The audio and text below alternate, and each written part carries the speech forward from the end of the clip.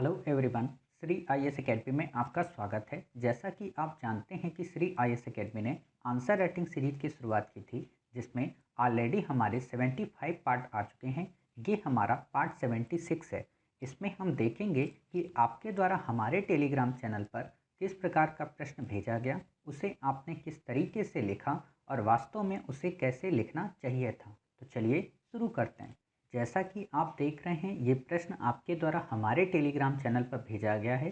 तो सबसे पहले हम आपके प्रश्न को पढ़ेंगे, आपके उत्तर को पढ़ेंगे और फिर देखेंगे कि वास्तव में इसे हमें कैसे लिखना है।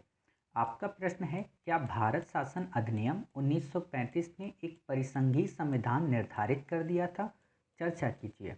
आपने लिखा है, ब्रिटिश सरकार द्वारा लाई गई भारत शासन अधिनियम 1935 हमारे भारतीय संविधान के निर्माण में अहम भूमिका निभाई है। संविधान का अधिकतर हिस्सा इसी अधिनियम से लिया गया है।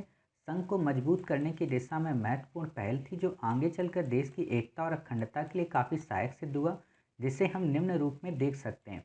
अखिल भारतीय संघ की स्थापना, संघ तथा प्रांतीय क्षेत्रों को अलग अलग इकाई में विभाजन, शक्ति के पृथक्करण को संघ सूची, राष्ट्र सूची तथा समवर्ती सूची के आधार पर किया, अवशिष्ट शक्तियां भारत के वायसराय को सौंपना, प्रांतों में द्वैध शासन प्रणाली को समाप्त करके केंद्र में द्वैध शासन प्रणाली को बरकरार रखना, मताधिकार का विस्तार करना, देश से मुद्रा एवं साख नियंत्रण के रिजर्व बैंक की स्थापना, संघ लोक सेवा आयोग, संघीय न्यायालय की स्थापना।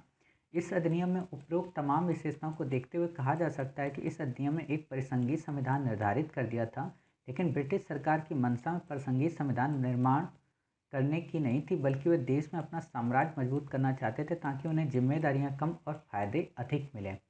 देखिए, आपने फीचर्स जो बताए हैं, बताए तो सही हैं, लेकिन प्रश्न के उत्तर के अनुकूल आपने नहीं बताया। जैसे आपने ये जितनी भी चीज़ें बताई हैं, ये आपको नहीं बतानी है, इतनी आपको भूमिका इसमें नहीं देनी है। क्लियर? साथ ही आपको यहाँ पे भी इतना ये सब कुछ नहीं बताना है। क्लियर? अब आपको जो चीज़ें बतानी हैं वो ये फीचर्स तो बताने हैं, इन फीचरों को आपको उल्लेख करना है, बट ये फीचरों का उल्लेख करते समय हमें अपने उत्तर को कैसे संयोजित करना है ये आपने नहीं किया है। तो अभी हम बताएंगे कि इसको आपको कैसे संयोजित करके लिखना है। क्लियर? साथ ही आपने ये जो निष्कर्ष दिया है ना, ये निष्कर्ष उतना तार्किक नहीं है जैसा आपको देना चाहिए। क्लियर? तो अब हम देख लेते हैं इस प्रश्न को कैसे हमें करना चाहिए था। ठीक है, तो जैसा कि आप देखिए प्रश्न क्या कह रहा है। प्रश्न को देखिए, सबसे पहले क्या होता है ना कि हमें अगर प्रश्न को इनकोड करना आ गया और हमें अगर ये समझ में आ गया कि वास्तव में प्रश्न में दिए गए वो कोडिंग वर्ड कौन से हैं, तो हम अपना उत्तर काफ़ी अच्छे से गढ़ सकते हैं। आपसे पूछा है, भारत शासन अधिनियम 1935 एक परिसंघी संविधान निर्धारित करता है क्या? अर्थात ये क्या कह रहा है आपसे, क्या भारत शासन अधिनियम 1935 परिसंघी संविधान निर्धारित करता है? यानी कि कोई एक तो होगा जो कह रहा होगा नहीं निर्धारित करता है, तो कोई एक कह रहा है क्या करता है। अर्थात आपसे पूछा है कि साहब आप बताइए, यानी कि आप यहाँ से समझ गए कि इस प्रश्न में मूलतः 3 डायमेंशन है। एक तो हमें ये बताना है कि करने के कौन कौन से फीचर हैं, दूसरा हमें बताना है नहीं करने के कौन से फीचर हैं, और फिर अपना हमें एक निष्कर्ष दे देना है। क्लियर? ऐसे प्रश्न को हमेशा इनकोड किया करिए। जब आप ऐसे प्रश्न को इनकोड करने लगेंगे ना, तो आपको काफ़ी अच्छी तरीके से आगे आने वाले लगभग सभी प्रश्न समझ में आ जाते हैं। क्लियर? अब आपने जब ऐसा इसे इनकोड कर लिया तो आपको क्या दिखा? एक तो भारत शासन अधिनियम 1935, दूसरा दिखा परिसंघीय संविधान। क्लियर? अब इस वर्ड को कई बार कई सारे एस्पायरेंट नहीं समझ पाते। परिसंघी को आप एक तरीके से कह सकते हो संघात्मक व्यवस्था। क्लियर?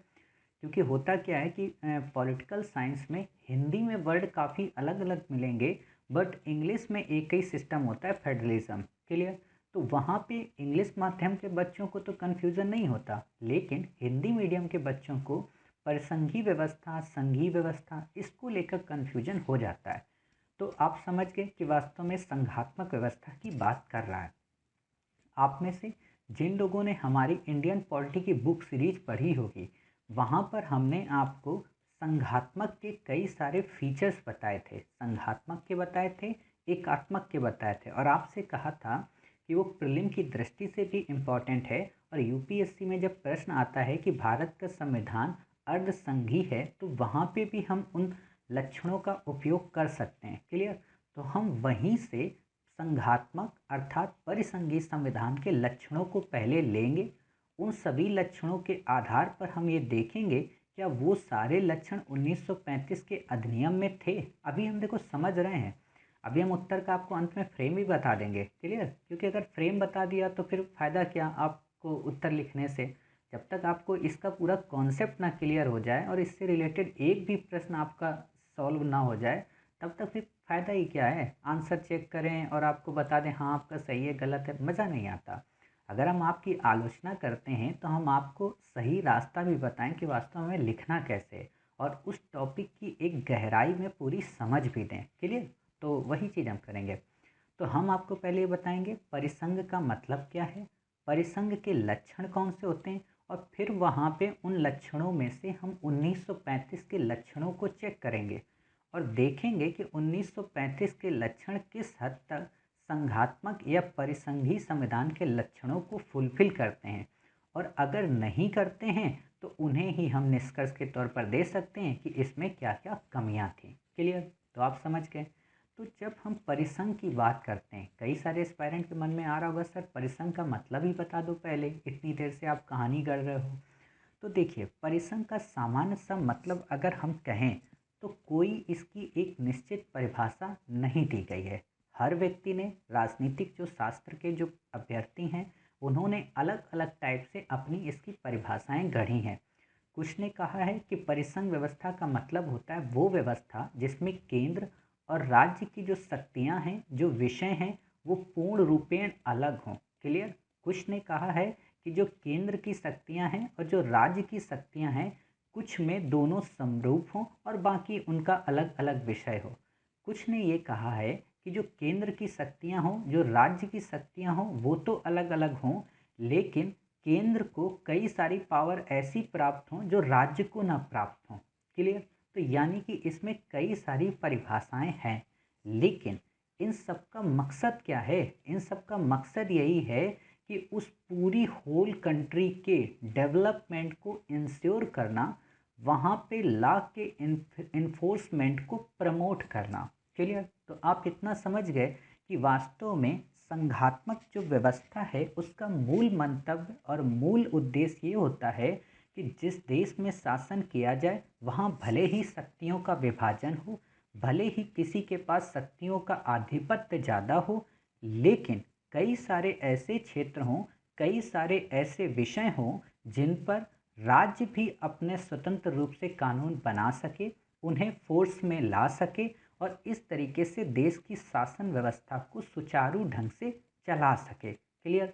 तो आप ये समझ गए। जब ये बात आती है तो प्रश्न उठता है कि जब राज्य ऐसे कानून बनाएगा तो वो बनाएगा कैसे? तो राज्य को बनाने के लिए एक कार्यकारिणी चाहिए अर्थात कार्यपालिका चाहिए, एक विधायिका चाहिए। और जब कार्यपालिका और विधायिका की बात की जाती है तो पता चलता है कि जो राज्य हैं, राज्य का मतलब प्रांत। क्लियर? ये याद रखना यहाँ पे, यहाँ भी राज्य का मतलब प्रांत है और एक राज्य का मतलब होता है देश, लेकिन हम आपको कन्फ्यूजन ना हो इसलिए प्रांत को राज्य कह रहे हैं और देश को हम राज्य को हम देश कह रहे हैं। क्लियर?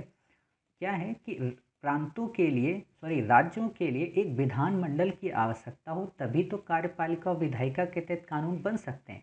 तो ये अगर व्यवस्था है तो हम ये कहते हैं कि उस देश में संघात्मक के लक्षण हैं। क्लियर? लेकिन कई देश ऐसे हैं संघात्मक के लक्षण को मूलतः यूएसए के संविधान में अडॉप्ट किया गया है, लेकिन कई सारे देश ऐसे हैं लाइक कनाडा, लाइक इंडिया, जिसमें संघात्मक के भी लक्षण हैं और एकात्मक के भी लक्षण हैं। और इन दोनों लक्षणों के बाद जो मिलकर निकला अर्थात मिश्रित जो संविधान बना, उसे हमने कह दिया अर्धसंघी। जैसे अर्धसंघी वर्ड आप हमेशा सुनते होंगे शिव और पार्वती के रूप में, तो शिव भगवान और माता पार्वती का एक रूप आप देखते हो अर्धनारेश्वर अर्थात आधी नारी आधे ईश्वर। क्लियर? तो वैसा ही है हमारा भारत का संविधान। क्लियर? अब हम देख लेते हैं कि वास्तव में परिसंघ व्यवस्था के फीचर्स कौन से होते हैं। हालांकि हमने वहाँ आपको पढ़ाया है, आप वहाँ पे क्विक रिवीजन कर सकते हैं जाके। तो आप देखिए, पहला तो लक्षण होता है द्विस्तरीय सरकार, क्लियर, यानी कि एक केंद्र में हो और एक राज्य में हो, क्लियर। दूसरा लक्षण क्या होता है, कॉन्स्टिट्यूशन जो हो वो रिटन हो, क्लियर। तीसरा जो फीचर है वो क्या है, जो न्यायपालिका हो वो इंडिपेंडेंट हो, अर्थात स्वतंत्र न्यायपालिका हो, और संघीय न्यायपालिका की बात की जाती है, क्लियर। चौथा है, कॉन्स्टिट्यूशन जो हो वो उसमें सुपरमेसी हो, अर्थात वो सर्वोच्च हो, उसके नीचे ही सब हो, उससे ऊपर कोई ना हो, क्लियर। पांचवा क्या है बताइए, संघ जो का स्तर है, यानी कि जो केंद्र है उसमें सेंट्रल में स्टेट्स का भी प्रतिनिधित्व हो। जैसे हम पढ़ते हैं ना कि लोकसभा तो होती है, राज्यसभा जो होती है उसमें राज्यों का भी प्रतिनिधित्व होता है। तो ऐसी व्यवस्था अगर होती है तो हम ये कहते हैं कि वास्तव में उसमें परिसंघ के लक्षण हैं, उसमें संघात्मक व्यवस्था के लक्षण हैं। और जो एक इम्पॉर्टेंट लक्षण आपको पता है वो कौन सा है, कि शक्तियों का बंटवारा हो, जो मॉन्टेस्क्यू का कॉन्सेप्ट था, क्लियर। तो अगर इतने 6 फीचर किसी कॉन्स्टिट्यूशन में हैं या किसी एक्ट में हैं, तो हम कह सकते हैं कि वो एक्ट, वो कॉन्स्टिट्यूशन संघीय व्यवस्था के काफ़ी नज़दीक है, अर्थात परिसंघीय व्यवस्था के काफ़ी नज़दीक है, क्लियर। अब आपने 6 फीचर देख लिए, तो अब आप ये देखिए, क्या 1935 के अधिनियम में ये सारे फीचर थे। तो आप देखोगे कि 1935 के अधिनियम में एक लिखित संविधान की बात की जाती है, तो ये तो सही हो गया, क्लियर। लिखित संविधान में क्या था आपको पता है, 10 अनुसूचियों की बात हुई थी, 321 आर्टिकल्स की बात हुई थी, तो हमने कह दिया कि चलो एक फीचर तो मिल गया। दूसरा हमें पता है कि शक्तियों का बंटवारा भी हुआ था। तो शक्तियों का बंटवारा आपको पता है, संघ सूची बनी थी जिसमें 59 टॉपिक थे। ये आपको याद नहीं रखना, बस इतना याद रखना, हाँ संघ सूची थी। आपने राज्य सूची देखा, उसमें 54 टॉपिक थे, समवर्ती सूची में 36 टॉपिक थे। तो अर्थात ये फीचर भी इससे मैच करता है, क्लियर। तीसरा आता है, क्या द्विस्तरीय सरकार थी, तो हाँ थी, केंद्र की भी सरकार थी और प्रांतों की भी सरकार थी। आपको पता है 1919 के एक्ट में प्रांतों में द्वैत शासन की बात की गई थी, और जब 1935 का एक्ट आया तो वहाँ पे प्रांतों को ऑटोनॉमी दे दी गई, अर्थात स्वायत्तता दे दी गई, और केंद्र में भी द्वैत शासन की बात की गई, यानी कि केंद्र में अब विधायिका और कार्यपालिका के निर्माण की बात की गई। इसीलिए देखोगे कि 1937-1936 के चुनाव में कांग्रेस पार्टिसिपेट करती है और 6 स्टेट में या 6 प्रोविंस में अपने आप को जीत दिलाती है, क्लियर। आगे चल के आप देखते हो सेकेंड वर्ल्ड वॉर जब शुरू होता है तो उसी कारण फिर अपने आप का त्याग पत्र दे देती है। तो ये कई सारे रीजन होते हैं, खैर वो हम जब हिस्ट्री पढ़ेंगे तब वहाँ देखेंगे, क्लियर। तो ये आपने 3 फीचर इसके देख लिए। फिर आप देखिए कि इसमें और कौन सा फीचर है, इसमें और फीचर है संघीय न्यायपालिका की, क्लियर, सॉरी ये संघीय न्यायपालिका की। लेकिन क्या ये संघीय न्यायपालिका इंडिपेंडेंट थी, बिल्कुल थी, लेकिन सर्वोच्च नहीं थी। क्यों, क्योंकि इसके बाद प्रीवी काउंसिल में अपील की जा सकती थी, और प्रीवी न्यायालय में अगर अपील आप करते हो, प्रीवी काउंसिल में अगर अपील करते हो, तब तो ये फिर संघीय न्यायालय की अवधारणा के अगेंस्ट है। तो ये फीचर इससे मैच नहीं करता, ये हम आलोचना में लिखेंगे, क्लियर। फिर देखिए, क्या संविधान सर्वोच्च था, जो ये संविधान बनाया गया था क्या ये सर्वोच्च था, तो नहीं, ये सर्वोच्च नहीं था। इस पे कौन अमेंडमेंट कर सकता था, ब्रिटेन की संसद, और वैसे सबसे ज़्यादा पावर किसके पास थी, गवर्नर जनरल के पास। तो ये फीचर भी इससे मैच नहीं करता, क्लियर। इतनी सारी चीज़ें जब आपने देख ली, फिर आपको पता हो कि क्या केंद्र में सभी लोगों ने पार्टिसिपेट किया था, तो आपको पता है कि राज्य की रियासतों ने पार्टिसिपेट करने से मना कर दिया था, और इसी कारण ये 1935 का एक्ट का जो फेडरल सिस्टम का कॉन्सेप्ट था वो अस्तित्व में नहीं आ पाया, क्लियर। तो इस तरीके से हमने देख लिया कि कुछ फीचर तो थे, अर्थात अप्रत्यक्ष रूप से इस 1935 के एक्ट में संघात्मक के या फेडरल कॉन्स्टिट्यूशन के कुछ फीचर थे, बट कुछ फीचर इसमें नहीं थे, और इनके नहीं होने के कई सारे कारण थे। जैसा गवर्नर जनरल ही सर्वे सर्वा था, वो अनुदान की मांगों पर कटौती प्रस्ताव ला सकता था, अध्यादेश अपनी मर्जी से जारी कर सकता था, साथ ही उसको किसी भी किसी भी विधेयक को, बिल्स को रोकने की परमिशन थी, जो कि गलत है। क्लियर। फिर आप देखोगे संघीय न्यायपालिका की मैंने आपको बात बताई कि संघीय न्यायपालिका का मतलब क्या होता है। जैसे आज आप इंडिया के कॉन्स्टिट्यूशन में या इंडिया की कोर्ट्स में जब अपील करते हो तो अंतिम कोर्ट कौन सी है हमारे यहाँ? Supreme court. उसके बाद आप कहीं पे कोई अपील नहीं कर सकते हो।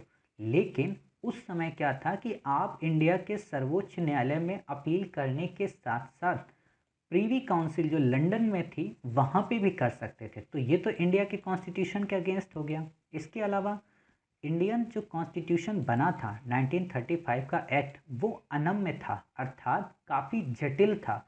उसमें संशोधन करने की पावर इंडियंस के पास नहीं थी। किसके पास थी? ब्रिटेन के पास। और ब्रिटेन की संसद जब उसके पास राइट होगा तो संप्रभु कौन हुआ? इंडियन कॉन्स्टिट्यूशन या वो?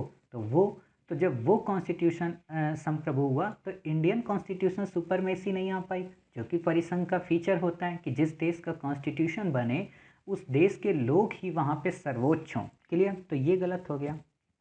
अंतिम पॉइंट आता है कौन सा? कि जब बजट की बात आती थी तो उस बजट में लगभग 80% से ज़्यादा जो पार्ट होता था उस बजट का, उस पर विधानमंडल किसी भी प्रकार की वोटिंग, किसी प्रकार का क्वेश्चन नहीं कर सकती थी। और सोचो, जब बजट पे आप 80% पार्ट्स में कुछ नहीं कर सकते तो फिर क्या फ़ायदा उस संघीय व्यवस्था का। क्लियर। अर्थात आपको केवल 20% का राइट दिया गया, जो कि गलत था। तो ये कई सारे ऐसे फीचर मिलकर ये सिद्ध करते हैं कि ये बात तो ठीक है कि 1935 के एक्ट ने अप्रत्यक्ष रूप से परिसंघीय कॉन्सेप्ट को जनरेट किया, बट गवर्नर जनरल की पावर, ब्रिटेन संसद की सर्वोच्चता आदि ने इसके उस फीचर को धूमिल कर दिया। क्लियर। और आप ऐसे निष्कर्ष अपना लिख सकते हो। अब बात आती है हम लिखेंगे कैसे। तो आप क्या करें, आप ये जो इतनी भूमिका लिखे हो ना, लिखी हो आपने, जो इतनी भूमिकाएं लिखी हैं, तो आप क्या करो, इस भूमिका की जगह पे आप परिसंघीय व्यवस्था के फीचर को लिख दो। क्लियर। कि परिसंघीय व्यवस्था का सामान्य अर्थ क्या है। और फिर आप बता दो कि 1935 के संविधान के अंतर्गत परिसंघ के लक्षण कौन कौन से थे। और जब आपने इतना बता दिया तो ये आपका यहाँ तक कंप्लीट हो गया। क्लियर। इतना कंप्लीट होने के बाद फिर बताओ, किंतु सिक्के का दूसरा पहलू है। और जब दूसरा पहलू आप बताओगे तो यहाँ आप आलोचना करने लगो, और यहाँ पे इतने में 3 लाइन में आपका निष्कर्ष आ जाएगा, अर्थात 150 शब्दों में आप अपने इस प्रश्न के उत्तर को गढ़ लेंगी। क्लियर। उम्मीद है आपको इस प्रश्न का उत्तर काफ़ी अच्छे से समझ में आया होगा, साथ ही परिसंघ के कॉन्सेप्ट के प्रति आपकी एक अच्छी समझ बनी होगी। मिलते हैं आप ही के द्वारा भेजे गए एक नए प्रश्न के साथ। तब तक अपना ख्याल रखिए और स्वस्थ रहिए।